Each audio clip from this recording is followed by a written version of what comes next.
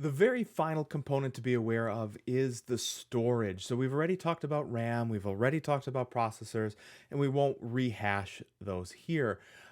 As far as storage goes, there's really two kinds of mechanisms you're going to see for that. One of those is you will see HDD, that's hard disk drive. Those are typically slower, but typically larger amounts of storage. Otherwise, you will see an SSD, that is solid state drive. And those are going to be solid state drives, which are usually smaller, but also entirely faster. Now, and again, this is a bit of a broad stroke, but it's in case it is the case rather, is that on your cheaper laptops, the lower caliber laptops that you might be looking at, you will oftentimes see hard disk drives because they're dirt cheap to stick into a laptop or a desktop, as a matter of fact.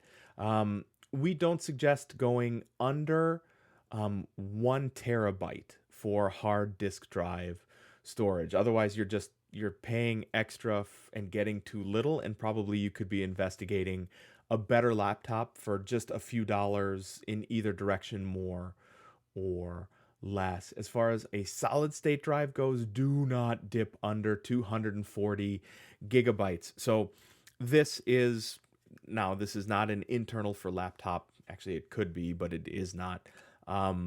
Solid state drive, but it is 240 gigabytes. That is the absolute lowest, whether or not it's a hard disk drive or a solid state drive. 240 gigabytes seems like it should be a lot, but once you start installing programs, once you start getting updates, once you start doing real work with a laptop, especially, you are going to fill that space really very, very quickly. I know I've mentioned this before. I have a couple of Surface Pro devices back here. Both of them are 128 gigabytes solid state drives, and that is not enough.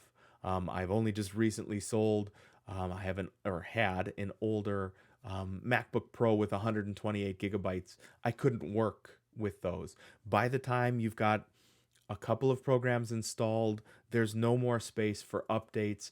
Everything runs slower. 240 gigabytes of SSD space is the minimum. If you can find a laptop with 512 or thereabout gigabytes of solid state storage, that we suggest is the sweet spot. That means you're going to have more than plenty of space for most of what you're probably going to need, and it's going to run quickly and efficiently for a very long time.